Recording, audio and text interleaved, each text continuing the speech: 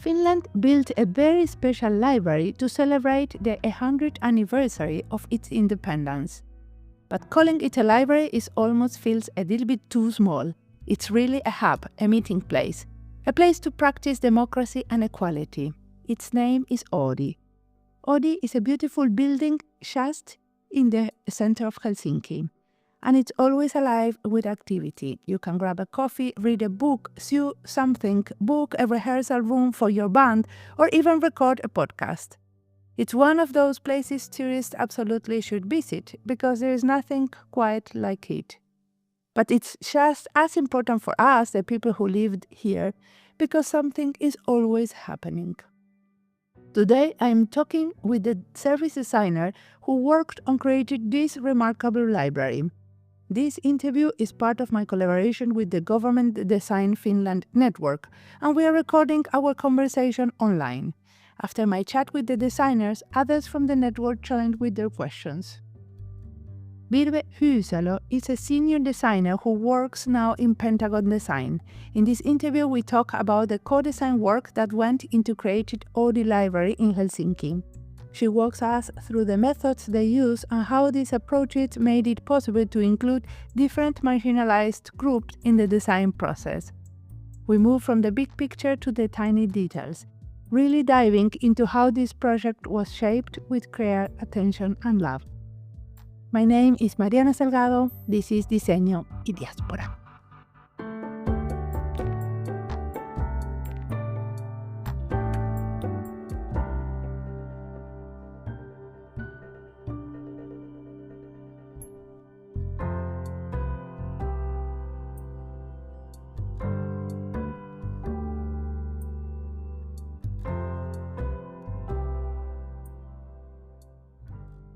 So my name is Virve Hyysalo and I'm specialized in public design and city design.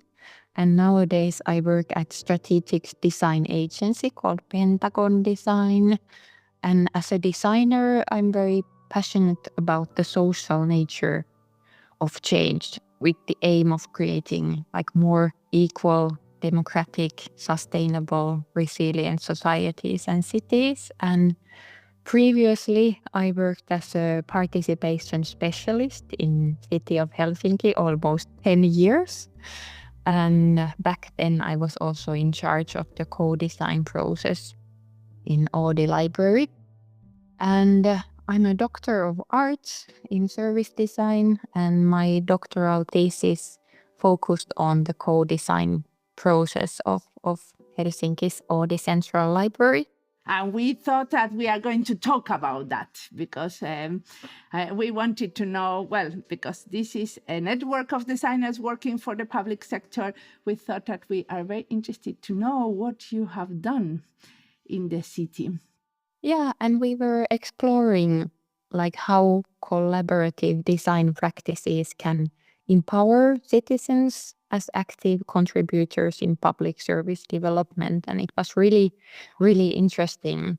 And I guess in professional life, my motto is put people first and give people choices, or at least I'm trying my best to promote these themes in everyday work.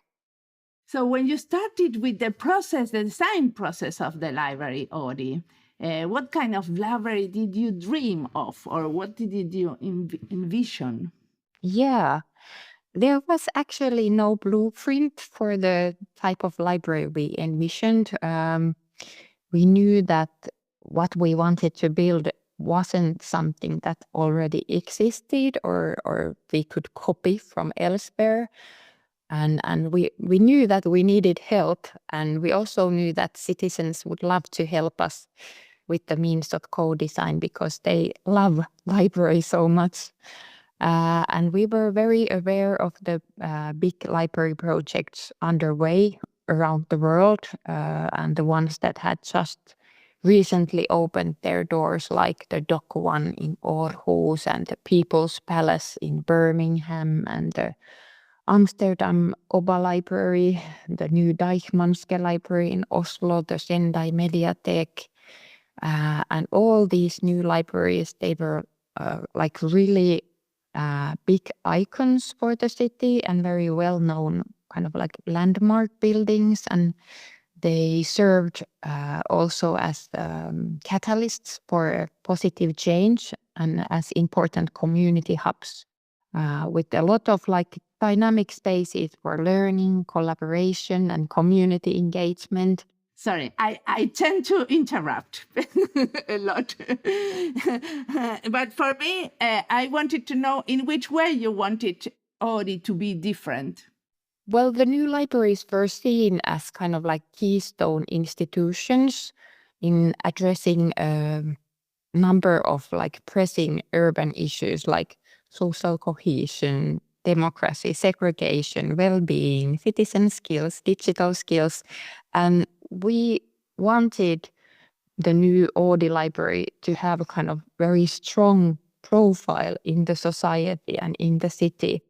And back then when we started, we envisioned kind of like 5 different roles as a vision for the Oodi. We wanted Oodi to be kind of a good neighbor, an open and safe place where people can come together and kind of like learn to trust to strangers, and a community hub for positive change for sure, and active citizenship. And also we wanted to promote the reading. So we wanted Oodi to be the reader's best friend in the city, increasing the enthusiasm for reading and learning. And then the fourth one was kind of how Oodi could become versatile leisure service and kind of like enjoyable experience in the city. And the fifth one was reliable support, like a place to update one's digital and civic skills and get support for different kind of like daily questions that you might have as a citizen. So these 5 roles, are these the result of the co-design? No, they were the starting point for the architectural competition back then. They were part of the contents in the architectural competition program. So that was our starting point for the vision for the Oodi. But I think we succeed quite well if I look at Oodi nowadays. Yeah. Yeah, Oodi is a fantastic place that we all love. So why did you want to bring the citizens to do the planning with you? Yeah, we had this big promise right from the start that we are going to bring 1.5 million people yearly to the new library. And we needed to know how to make them come. So that's why we wanted to plan the new library very closely with the citizens and stakeholders. Well, that was super ambitious considering that in Finland we have 5 million inhabitants, right? Like we have to say it because... Yeah, but I was lucky to work within a team which kind of like wanted to keep the ambition level high. So we were kind of like repeatedly asking from ourselves, like what are the citizens' needs and motivations and expectations for the new library? And what are the maybe kind of like new user groups that we need to pay especially attention to? And how do we balance between very different user needs and kind of like where is the world going, what the world needs, and also like what Helsinki is lacking, like what role the new library should play in the city center. What do we need here in Helsinki? Did you envision that there was going to be so many tourists? Because it's full of tourists. Of course, there is a lot of citizens there, but also foreigners and tourists. Yeah, the examples from the world, the new libraries that I mentioned, they really kind of like draw tourists or drew tourists already back then. But I know that the opinion varied a lot. Like many specialists inside city of Helsinki didn't believe that library could be such an kind of like appealing place for tourists. So they were not kind of like the most important user group for us. And who was this user group that, because you said that there is new user groups, who were these new user groups? Yeah, the multilingual user groups were very important for us because we knew that the kind of like inhabitant profile in Helsinki is changing, and also different kind of minorities are very important for us. Then families, children, and the young people, and then these kinds of people that say that they use library in theory but never visited in practice. So we wanted to give them reasons to come. There were many kind of like non-customers or potential customers that we didn't really reach, although they might have library card or they kind of like in theory love libraries, but in their daily life they can't find any reason to visit. So we wanted to bring them in. But I want to add a few crucial points, like why we wanted to co-design the Oodi. The first was to understand the expectations and needs and hopes, and also the possible barriers that different target groups and citizen groups had while using the library, and then turn their needs and wishes into better services and spaces and contents. In other words, the new library concept. But also, and I think this is more important, we wanted to explore the concept of public space with the help of co-design. Because if you think of the term public library, we kind of like wanted to reinvent and bring the public back to the public library. Because we know that the name of the public space is kind of like part of the library institution, but we were thinking that is there kind of like potential there that we could kind of like reinvent what the public space means for the citizens and partners. And we kind of like thought that people want to come together. I mean, we all carry knowledge, stories, and ideas within us. And our kind of hypothesis was that this is a kind of like unmet need in a society, and Oodi could address it in a new way. So the concept of public was very, very important for us, also because it has these democratic connotations. It implies openness, accessibility, inclusion, and the term emphasizes the role of libraries as kind of like connectors and bridges between the people and then the public sphere or the public space. And I think that libraries, when they are at their strongest, they are places where citizens can be active, and they are institutions where the kind of like the identity of society is both kind of like constituted and questioned like every day or every week.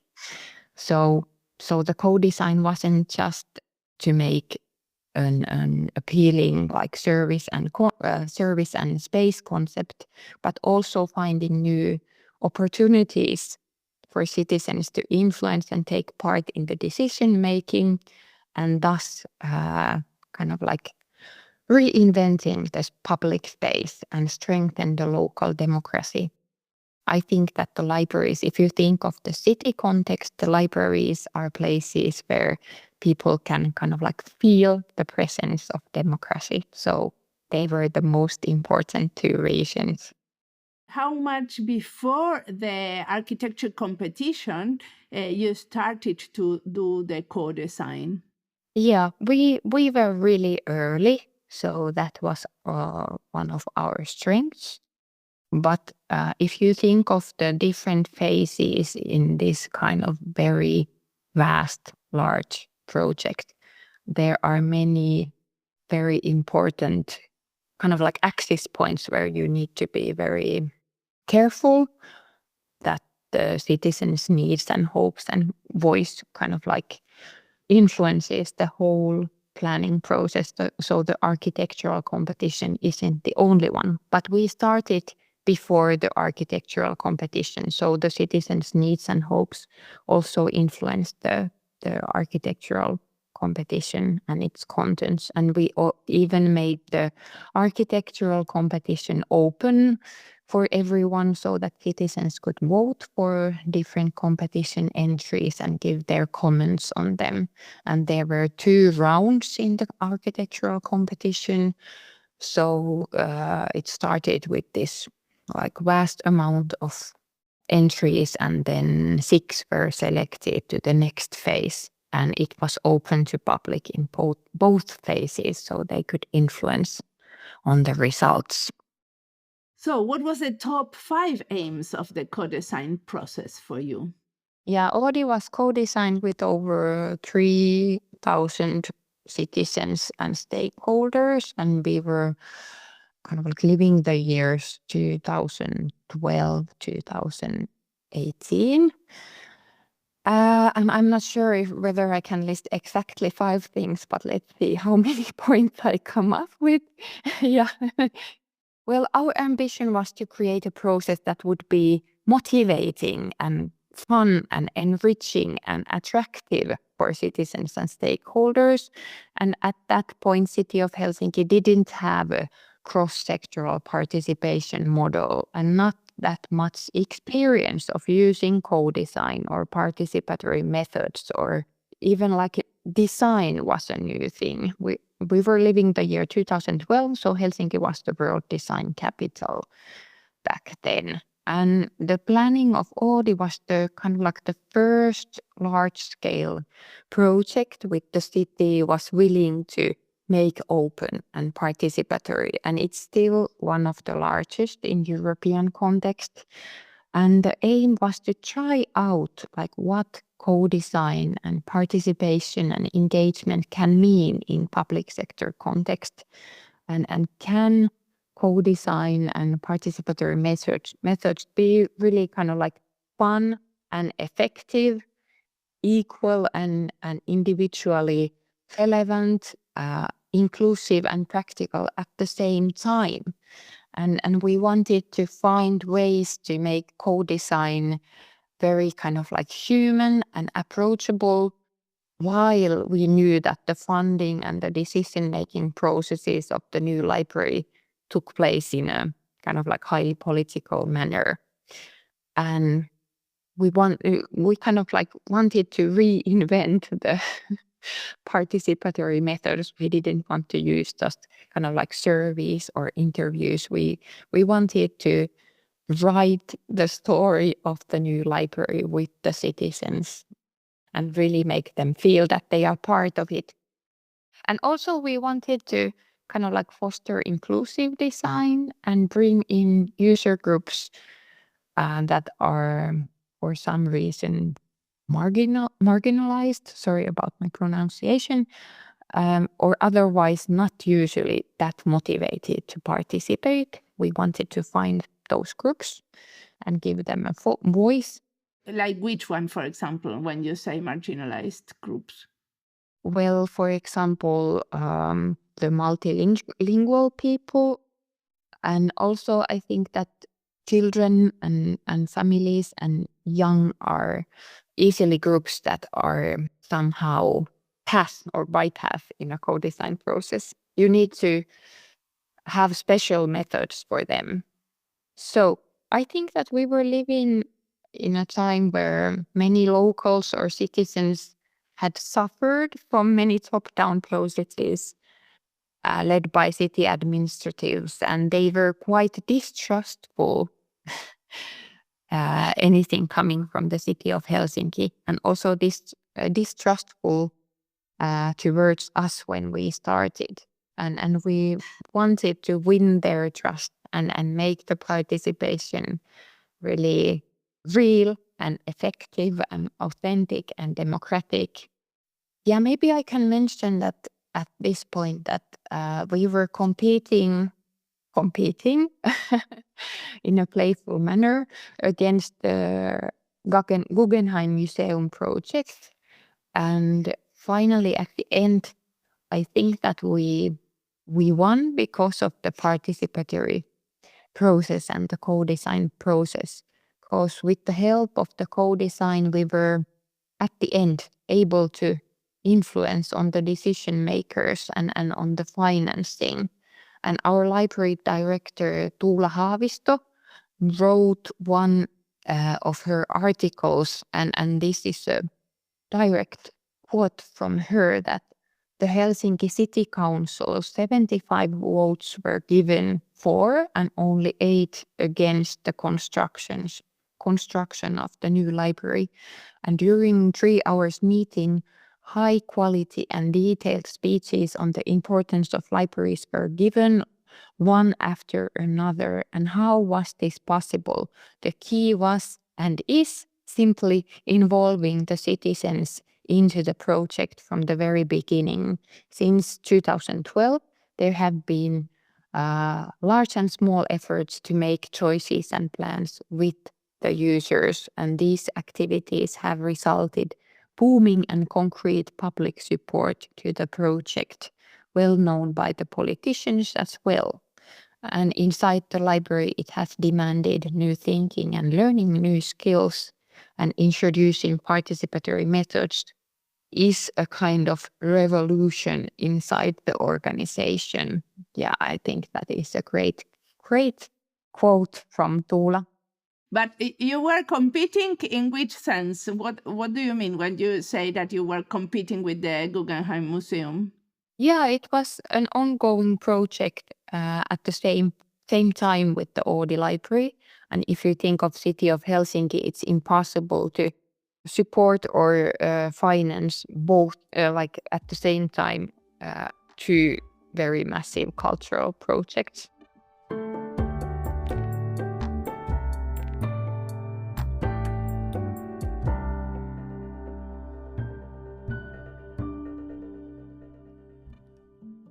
This interview is part of the lists Diseño de Servicios, Finnish Design in Public Sector, DMD in English, Finlandia y Diseño, Bibliotecas y Diseño. Even though some of the list titles are in Spanish, content can be found also in English. All the list of episodes in English, which has now more than 40 episodes, can be found in the D&D in English. In the libraries, Bibliotecas y Diseño list, you will find 9 episodes, 9 stories about places where design and libraries meet. Each episode is another design story. Sometimes it's a story of a building taking shape, sometimes it's the creation of an oral library woven together with a rural community. And sometimes it's about libraries becoming democratic stages, places where people gather to speak, to listen, to be heard. Arranging the podcast into lists is my way of giving shape to this archive of voices, an oral collection of design stories. I want these stories to be easy to wander through, like shelf in a library, pulling out whatever catches your curiosity.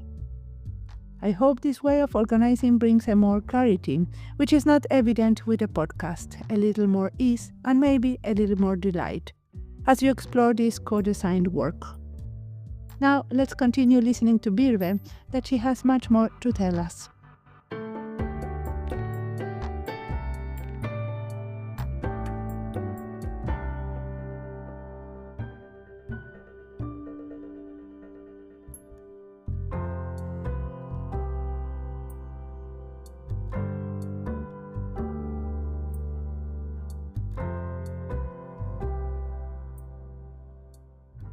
So can we go now to the methods? What kind of co-design methods and activities did you choose to use? We had over 10 different co-design methods and activities, and this will be a kind of like epic response if I try to describe them all in detail, but I'll try to kind of like give you a short and sweet answer. So we created a palette of collaborative design activities and methods that were kind of like tailor-made to different target groups. And we knew that they were kind of like complementary, each having its kind of shortcomings and strengths, like co-design methods usually do. But still, when used together, they gave us good understanding of different user needs and expectations for the new library, and generated new kind of design ideas and solutions for the library concept. But yeah, we started with the Dream On campaign, and with the help of Dream On campaign, we launched the whole co-design phase of the Central Library Oodi, and the campaign used outdoor advertising campaign and a digital dreaming platform for crowdsourcing citizens' ideas, and also very important pop-up events around the city where we were able to meet and interview citizens and very famous Finnish opinion leaders, celebrities, authors, and artists like Esa Saarinen or Eikka Toppinen or Rosa Liksom were also invited to share their ideas and thoughts about the future library and the role it should play in the city center. And they gave the campaign like a strong face and story and visual identity. So that was a great success. And then we had the invitational workshops for kind of like limited target groups, and they were organized around special themes and concepts that were challenging for us to plan and design. I participated in these ones. Yeah, and they required kind of like deeper collaboration with users and partners. For example, the makerspace concept on the second floor, or the services for multilingual groups. Yeah. And then we had the co-design events in the Helsinki library network, like around the city and in local libraries. There were 2 different co-design campaigns that were carried out in more than 30 libraries in Helsinki. And then we had the Central Library Stakeholder Network, and the network was created to promote cooperation and new cooperation models with partners and stakeholders. And we invited them to workshops to ideate these collaboration models together and envision the future library. And then we had the participatory budgeting project, and we invited citizens to decide on the use of 100,000 euros development budget. And citizens also further developed the pilot projects that we had created on the basis of the customer insights that we gathered in the Dream On campaign. And citizens decided which pilot projects libraries should implement. And then we had the citizen designer community, and it consisted of 28 carefully picked participants and citizens, and they collaborated with us for 3 months, and they presented the results directly to the mayor and deputy mayor and to the architects and other planners. So that was very kind of like deep collaboration. And like I mentioned earlier, we made the architectural competition open and interactive so that citizens could vote and comment for the competition entries. And then we had the open idea competition called Idea Nugget. And it was an open competition to find ideas for new service solutions and concepts for the Central Library. And then we developed the solutions with the winning teams. So I guess that's in a nutshell the different methods. Can I say that I also participate in this idea competition? So tell me, what were the most difficult? What were the big challenges? Because you have done a lot of different type of activities, methods, and what was difficult there? Well, the co-design process would have benefited from clearer definition of objectives in the kind of like higher up decision-making process, like better strategic steering of the project, and also anticipating how the results of the co-design feed into different phases of the planning process. And the strategic steering involved tensions, which were kind of like inherited onto the co-design process or on that level too. So we needed to find kind of like practical solutions to tackle these tensions during the co-design process, and we paid special attention to 6 different type of collaborative design work in order to be able to reach our aims. So we talk about the framing work. That's the first collaborative design work type, and we mean the kind of like incorporating the different views of design democracy, conflicting aims and interests by the term framing work. And then we talked about the relevance work, like ensuring the implementability and effectiveness of the results within this kind of large-scale planning project. And the third type was selection work, like approaches and tools to motivate different citizen groups to participate, empowering participants, selecting participants in equal and representative manner. And then the fourth one was design maturity building work. We wanted to train the staff members as co-design agents and facilitators, and we wanted to build the design know-how or the design maturity like within the library organization, and that was really important. And then we talked about the intermediate design work, like careful workshop planning, the methods, the templates, the timing, and then the sixth one was the collaboration work, like the workshop facilitation, the group and collaboration dynamics, the careful documentation of the results and their analysis. So, I mean, my answer would be that better strategic steering for the whole design process and more coordination between the different phases of the planning process. Perfect. One thing I wanted to ask, this is my last question before I open the mic because we don't have a lot of time left.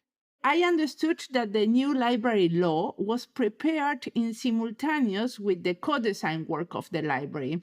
So I wanted to ask how one influenced the other. Yes, they were like you said, simultaneous processes, and yes, they had big effect on each other. We kind of like try to test out and prototype the new focus areas in the library law with the help of the design process of Oodi. So the objectives for the new library law were to promote active citizenship, democracy, and freedom of expressions, and opportunities for lifelong learning and competence development. And then the more kind of like traditional ones, availability and use of information, reading culture, literacy skills, and equal opportunities for everyone to access education and culture. But the active citizenship and democracy and freedom of expression and the lifelong learning and the competence development, they were kind of like new areas in the library law. So they were parallel processes which affected each other, yes. And we wanted to kind of like find support for these new areas in the law with the help of the design process of Oodi. hopefully you can follow me and my thoughts. Yeah. Yes, but I would like to ask you one example, because you say that you tried to test and prototype the new focus areas of the law. So can you give me one small example? What did you prototype for the law? Yeah. Well, maybe maybe I cannot give you a very concrete answer to that, but we started 2012. Like if you think of the whole planning process of Oodi, it was testing out what the new roles for library could be and what the kind of like new profile for this kind of very appealing place in the city center could be. Like it's a kind of flagship project for the all libraries in Finland. So I think that the whole planning process was kind of like testing out and prototyping the new ideas or the focus areas in the library law. Like, will they really be successful and relevant or not? Okay. Does someone want to to make a question to Virve? Someone wanted to ask you, yes, how was your team? Or like, Okay, our team was very small. We had 2 persons when we began, but like I said, we wanted to build the design capability inside the library organization. So like the library staff and many specialists in the library were also involved. Like I could say that I had 30 specialists in kind of like co-design agent team inside the library, although there were just me and then one other team member on full-time contract planning the Ode. But yes, there was a lot of work. but these 30 specialists, also 30 persons that you have more, could you train them in co-design? Yeah. The whole process was planned so that they could be trained, and they gained a lot of experience in facilitating different kind of co-design methods and activities, and they were interviewing the citizens and facilitating the workshops, analyzing the results, doing every sort of role and work, and kind of like helping us a lot. So what are the advices that you give to the different stakeholders? I think it's very important to create a kind of like common ground at the first. Like if you think that there's different departments or different organizations involved in the project from the start. So you need to kind of identify the shared objectives and aims. And I also know that even if it sounds very simple, it can be actually quite difficult, but that's kind of like starting point. And then if you think about the co-design, I think it's very important to identify the most important user groups that should be involved in the process, and then plan the method so that it's very kind of like motivating for them to participate, and kind of like take good care that the voice of different groups, that you can really hear the voice of different user groups. And I would say that you need to resource a lot of time and resources to do the participatory phase in a sustainable way, in an inclusive way, because it gives you the bottom for everything. Like when you start to take the plans and the concept drafts further, you always can lean to the insight work that you have done perfectly well. And it gives you so many ideas and answers and points of views and thoughts that you wouldn't really never come up with the kind of like more traditional planning process, like without the help of citizens and stakeholders. And then you need to be very open to iterate and learn from the mistakes and kind of like find ways to deepen the understanding and trust the iterative process and not kind of like close it because you are afraid of getting into the... So you need to be very kind of like patient with the chaotic phases of the process and trust that with the help of citizens and stakeholders you will be able to create a magnificent concept.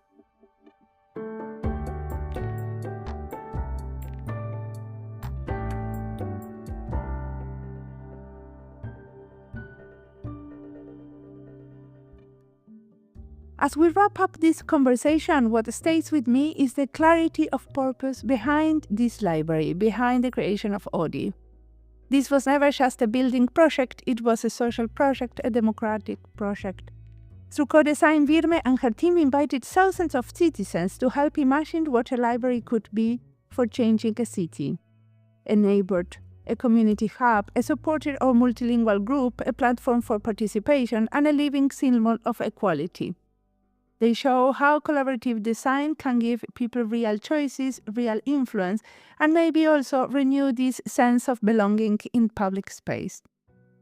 Perhaps what remains of this story is that co-design is not only a method, it is a way of redistributing power, of strengthening the everyday democracy that happens in streets, in parks, and of course also in libraries. Oodi stands today as a loved place, a place where differences meet, where the public feels public. Listening to Virve and to her passion for participatory design and to the care poured in every stage of this long process, we see what public design can achieve at its best. A library shaped by thousands, loved by a city, and open to the world. I think it is a reminder that when we dare to design together, we can build spaces that hug all of us. As always, the music of this podcast is by Antonio Zimmerman, sound design is by Julian Pereira. This podcast is published with Creative Commons license with attributions. This was Diseño y Diaspora. You can follow us on our social media channels in YouTube, Instagram, LinkedIn, and Blue Sky, or visit our website. Remember to recommend us and recommend our books. Thanks for tuning in, and we'll listen in the next episode.